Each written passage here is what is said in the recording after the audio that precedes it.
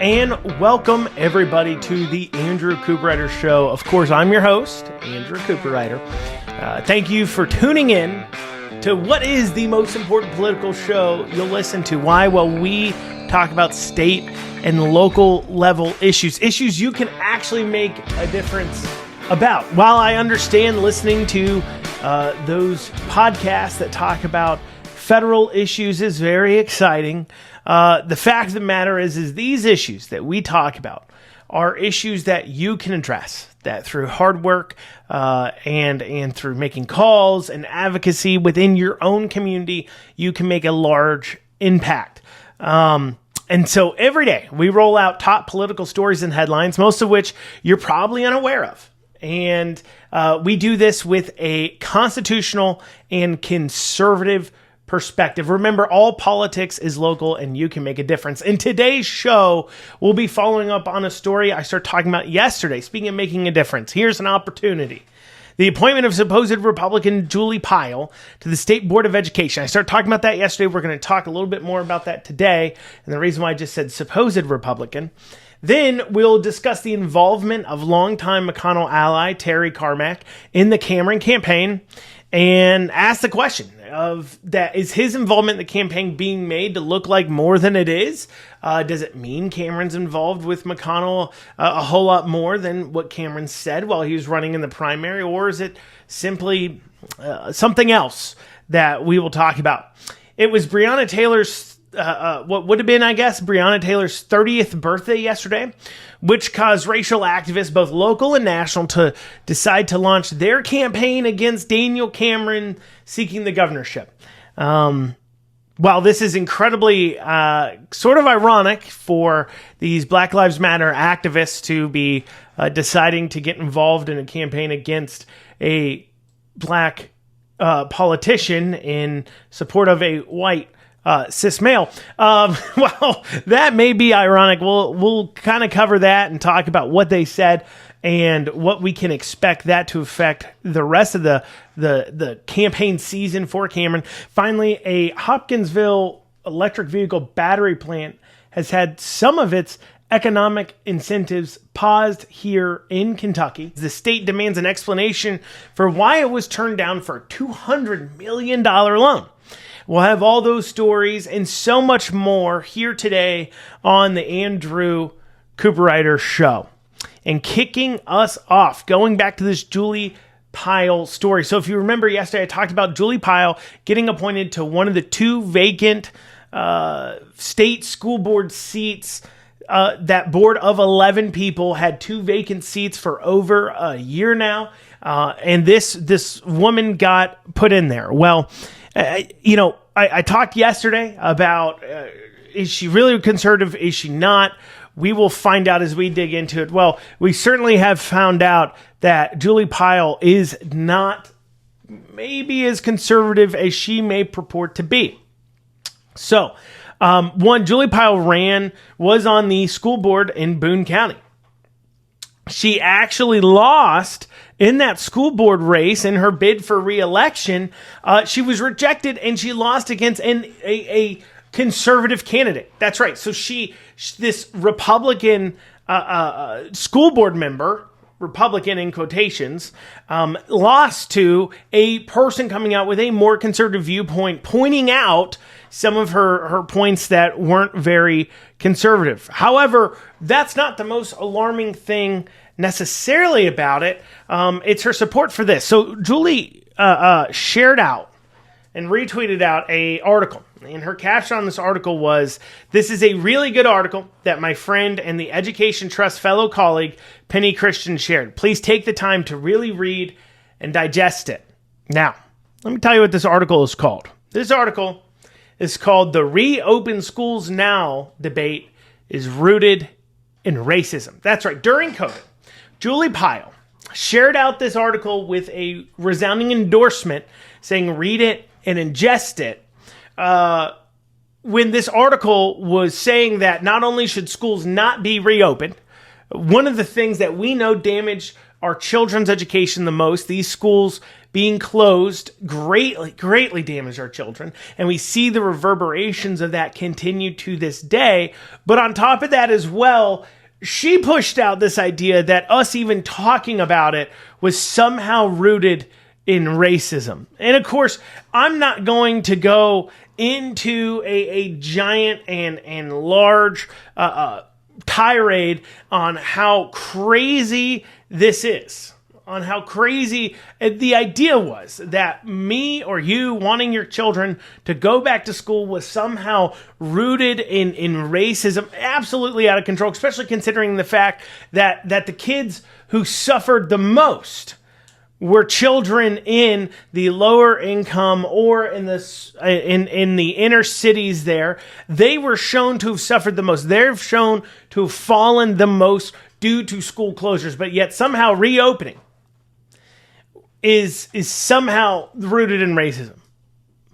Or to say it another way, and there's people too that argued that wanting to reopen means you're trying to go at the lower socioeconomical class. They somehow contorted it, despite the fact that individuals who are in two-parent households that have incomes tend to be in a better off situation, probably has more involved parents than single-parent households where the parent's working, and most certainly the children in a single-parent household where the parent's working while the child is having to log into a computer and somehow learn on their own was certainly being damaged the most. But this Julie Pyle, she pushed out this incredible lie saying that this was rooted in racism. Well, not to just let her languish. What can you do about this? Because clearly this is not a good representative of a conservative viewpoint. This is not somebody who's going to push out the idea that schools should have been closed during lockdowns. Somebody who can even begin to entertain this idea that wanting the schools open during lockdowns meant you were racist. This kind of craziness, this doesn't need to be representing the Republican viewpoint. Remember, this person's supposed to be a conservative on our school board. And so what can you do? Well, you can sign this petition being put out by Commonwealth Educational Opportunities.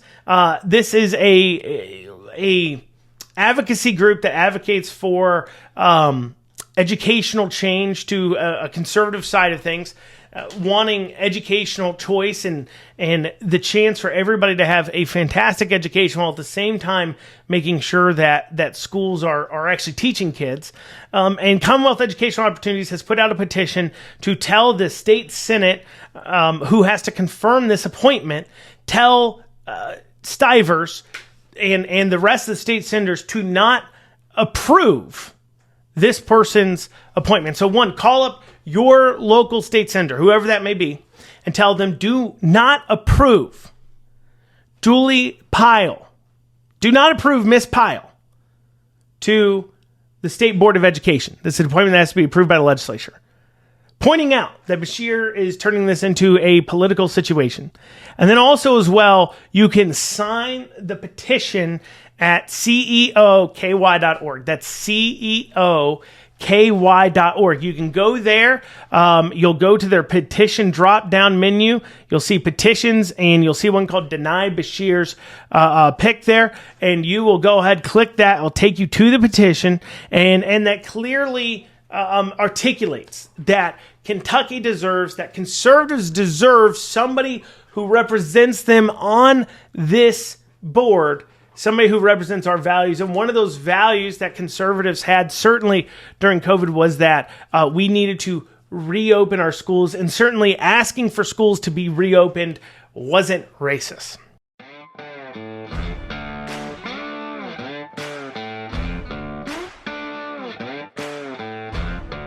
And you are back with the Andrew Cooperrider Show.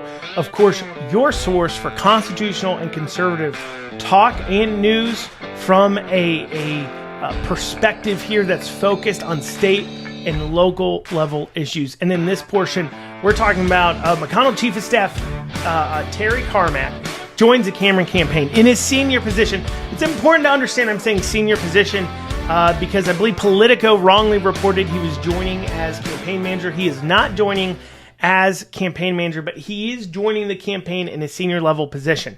And why does this matter? Well, first, let's talk about who Terry Carmack is. He's a former chair of the state party.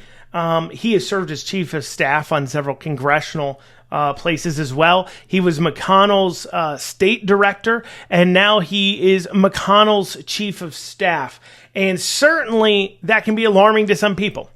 We know that all during the primary campaign, and we even saw Kelly Craft hitting Cameron on this, that Cameron was too tied into McConnell. I personally know many people who directly asked Cameron, are you tied in too much with McConnell?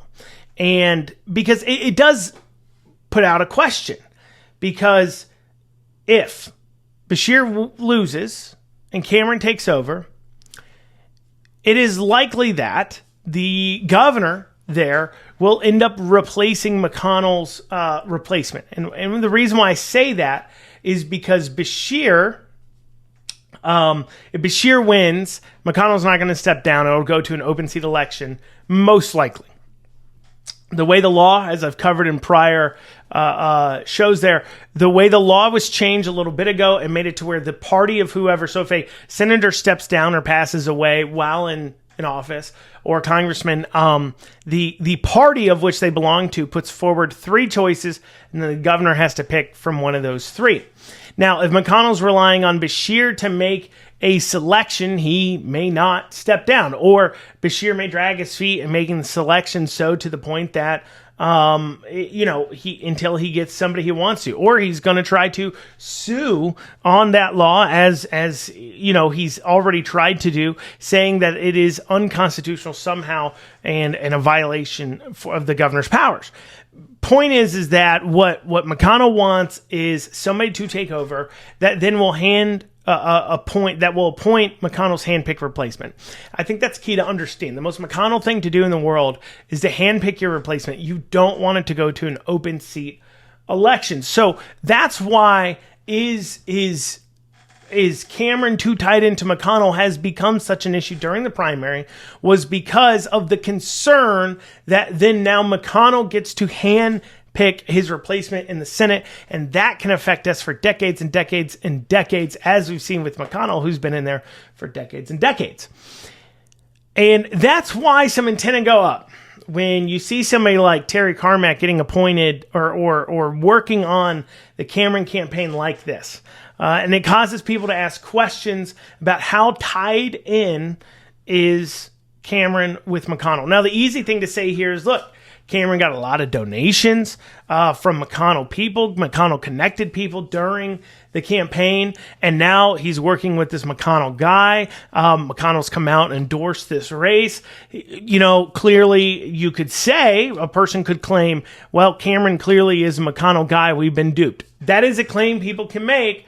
And by I don't necessarily mean it's true. And I also think it's not realizing the political reality of the situation. First off, Cameron did work for McConnell for a little bit of time. So naturally, connections that Cameron has made while working for McConnell would have been made by people who also work with or around McConnell. So it does make sense that they would share some donors even outside that. And I know a lot of people... we want there to be a conspiracy, and I hear you. And a lot of times what I've learned, and I'm saying this as somebody who's ran for office all across, I ran statewide, I've run for the state Senate. I'm saying this as somebody who's been a political insider, and I am telling you this, and I mean this in the nicest way. They are not that smart. Nobody is this smart. Nobody is this scheming. Things just happen to happen. And there's a lot of times connections like this where, Cameron worked for McConnell. He did. But because he worked there, he got some phone numbers and connections that happen to align with the same people that sometimes support McConnell because he was there, and that's where he picked that up from. That makes some sense. But now we're talking about Terry Carmack coming on board. And once again, this is where my experience running in politics tells me something really important. And that is there is a desert of talent when it comes to campaigns. What do I mean by that? Well, what I mean is that there is not a lot of people who can operate at a high level on a statewide campaign. There's not a lot of people who can operate locally on campaigns. There is maybe 5 or 6, 7 maybe well-known consultants even across the state that will work on these kinds of state level campaigns. And it leaves a desert of talent where people, like we saw this with the Kraft campaign. What'd she have to do? Well, she had to go out and hire out of state national firms to come in and run her campaign in Kentucky. And part of the issue that is, and I've seen this, and I've seen this dealing with, in campaigns, I've beat some of these consultants, some of these national firms that are losing touch or out of touch with the Kentucky people. I've seen how they operate. They all operate the same way, but they have no idea who the major players are. They have no idea the geography on a state they miss out on. That you can't accurately direct a statewide campaign and be a part of that management if you don't know where some of these places are, who some of the players are there, who do you need to talk to? That is something that, of course, I know, or other political people who are involved, especially statewide, they know who all the players are. But that is not something these out-of-state national firms have. There is a very, very short list of people with those expertise. And Terry Carmack is somebody who has those expertise. And also, at the same time, make no mistake, McConnell and people like him, the establishment people, they're going to come in behind Cameron, and you're going to be supporting the same people as him if you're conservative, if you're Republican. And the reason why you end up doing that is because the same reason that they come in. Now, for them, it can sometimes just be about Team R versus Team D. For us, it's more about policies. It's more about what you actually stand for. That can be really, that's actually hard a lot of times for people like the quote unquote McConnellites to understand, because they are mostly Team Red Shirt versus Team Blue Shirt. They want a person in control that they feel is on their same team. They would rather that is what they care about. They don't necessarily care about ideology. Where does a person stand? When somebody comes in to somebody like the McConnell crowd or that kind of group, the once again the McConnellites, as we call them in political circles, they're asking questions like, can this person win right away? That's our first question. How winnable are they? Oh, how do they fulfill our other needs as far as helping us win in more places? They're not asking questions like, is this person even a conservative in the first place? They don't care. Now, we do.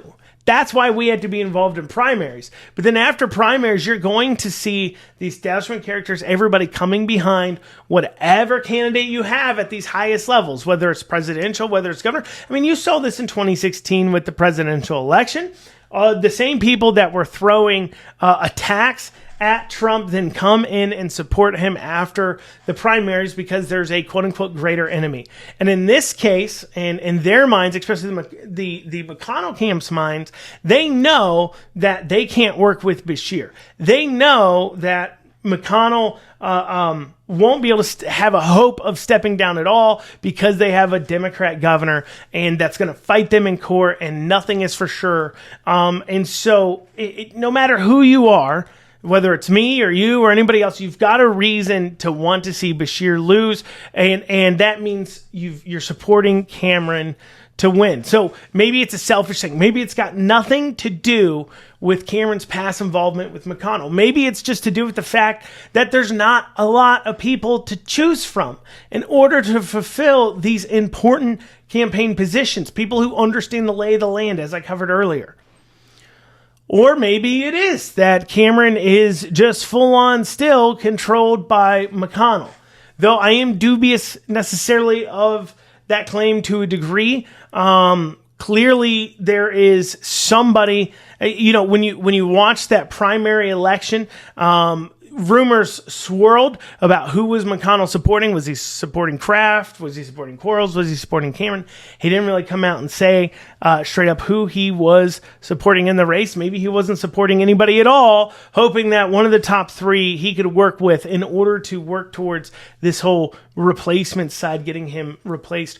Regardless, we're seeing the leftist media jump on this appointment, making it, of course, trying to tie Cameron to McConnell because he is so unliked by a lot of people. And I wouldn't be shocked at all if you see the Beshear camp and others to start to attack Cameron on that type of issue, to start to attack him on his ties to McConnell in the past, and even bringing up things like this appointment here.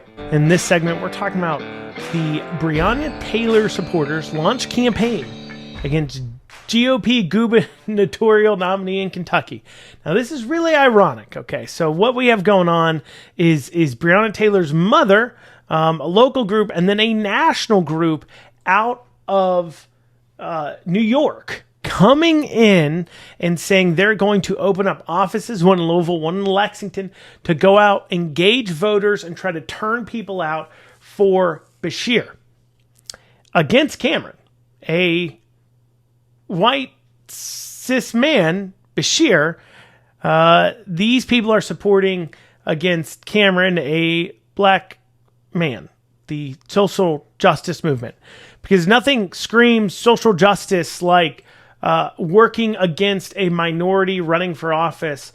But, you know, that's the world we live in now. We live in a world that is a parody of itself. Now, of course, they're working against him because they're very upset that Daniel Cameron did not decide to indict the officers involved in the Breonna Taylor incident, the officers themselves.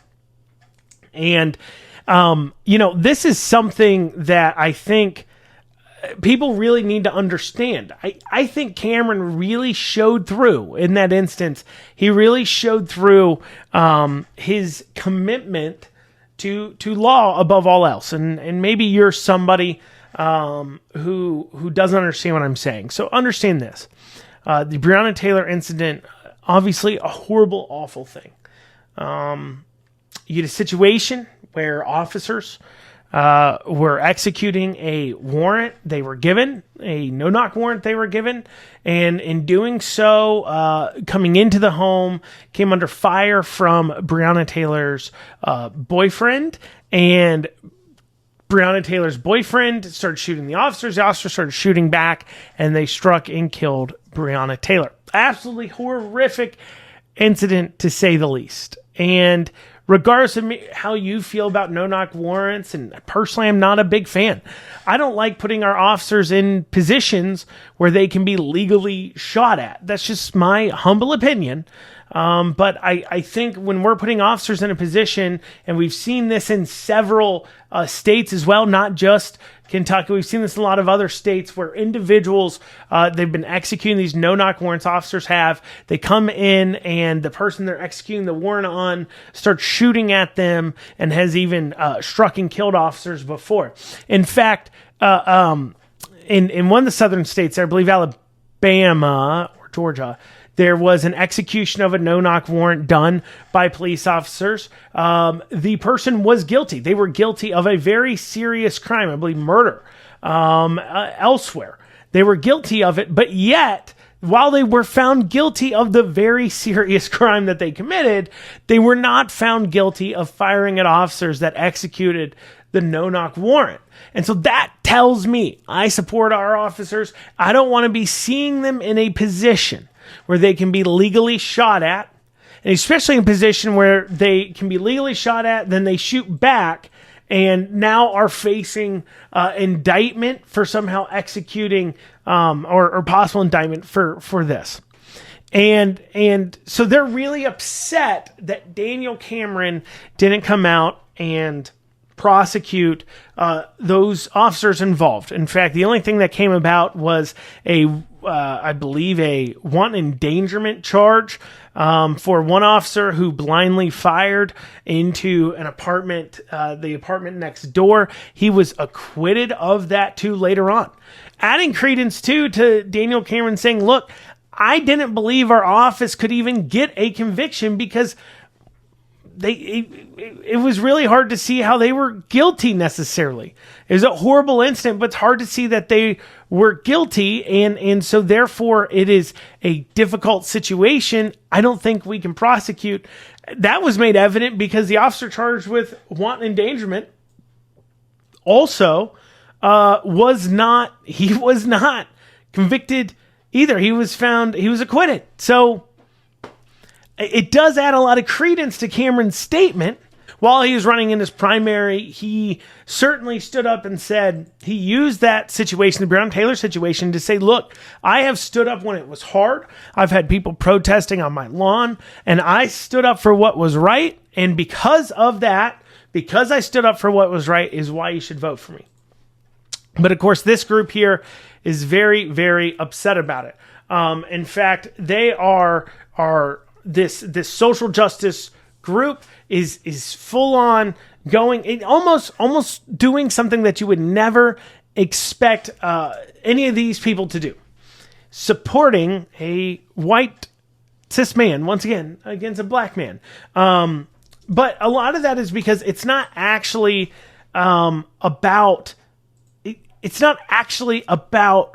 racial issues per se. It's about a greater cause for most of these groups, and they know what that greater cause is. Because what they actually stand for, while they may claim to be standing for racial justice, what they actually are standing for is far left liberal ideas and forwarding that agenda. You see, everybody's a victim based upon their skin color until somebody with a skin color that's supposed to be a victim says something they don't agree with or holds a viewpoint that they don't agree with. Now, this person is no longer a victim. In fact, this is somebody who has to be stopped. Earlier this week, we talked about the awful, horrible Joe Girth article where he espouses the same kind of garbage that we hear from these people.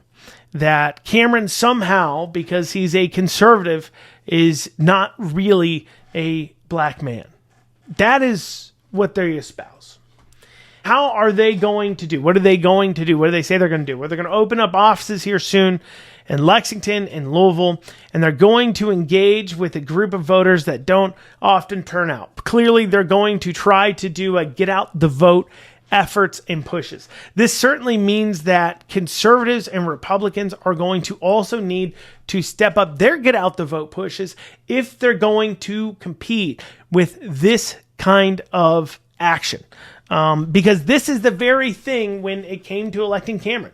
When I was asked before, when Cameron was running in the primary, and they said, do you think Cameron can win in general?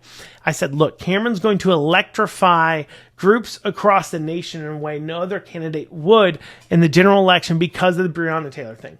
Because groups like this will come in, and ironically, Black Lives Matter groups will be working against a black candidate.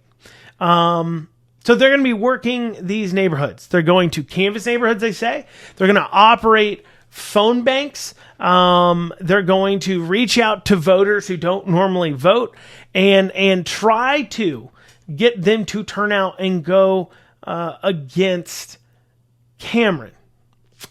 Incredibly interesting. I don't know how this is going to turn out. I don't know if this kind of national coordination will really push people out to vote. I think a lot of people already know who Daniel Cameron is, but once again, if Republicans don't start running their own get out the vote campaigns, if Republicans don't come in like this, if national groups don't get formed that come in to deal with these situations in order to turn out the vote and go to battle, go to war with these kinds of communistic groups, and it is communism, that aren't really, they don't believe in racial change. If they did, they'd be supporting Cameron. They believe in change that in this communistic liberal change. That's what they believe in. And that we've got to be getting out the vote and fighting against that. Well, Microvast, a company that was building a battery plant in Hopkinsville, they're one of the 20 companies that had won some of the preliminary grants totaling $2.8 billion to boost the domestic manufacturing of batteries for electric vehicles. And this company is building a plant in Hopkinsville, and abruptly, the Department of Energy had cut off talks. And one of the reasons might be due to the firm having improper ties to China. They cut off the $200 million loan after some congressional Republicans argued the firm is tied to China. Now, this is not a new thing for these battery plants. Let us rewind to a battery plant now being built in Michigan that was originally planned for Virginia. It was another Ford battery plant. They were partnering with now a different company than the battery plant that Ford is building here in Kentucky. But this battery plant that Ford was building in Virginia Governor Youngkin turned down, shocking a lot of people. But why? Because he said it had improper ties to China. And then that battery plant ends up going to Michigan, where their liberal governor said, yeah, okay, and decided to go ahead and take that on. So it is unclear. So they were paying them out millions of dollars. So they're supposed to invest it was supposed to be about a $504 million investment of building that they were doing, that this company was doing. And Kentucky was giving them about $21 million in economic incentives, that includes some forgivable loans, some different grants, those kinds of things. Not unsimilar to the over $500 million that they awarded to the Ford battery plant here in Kentucky. It does make you ask questions, because remember, that Ford battery plant here in Kentucky, Beshear has already given them $250 million cash up front.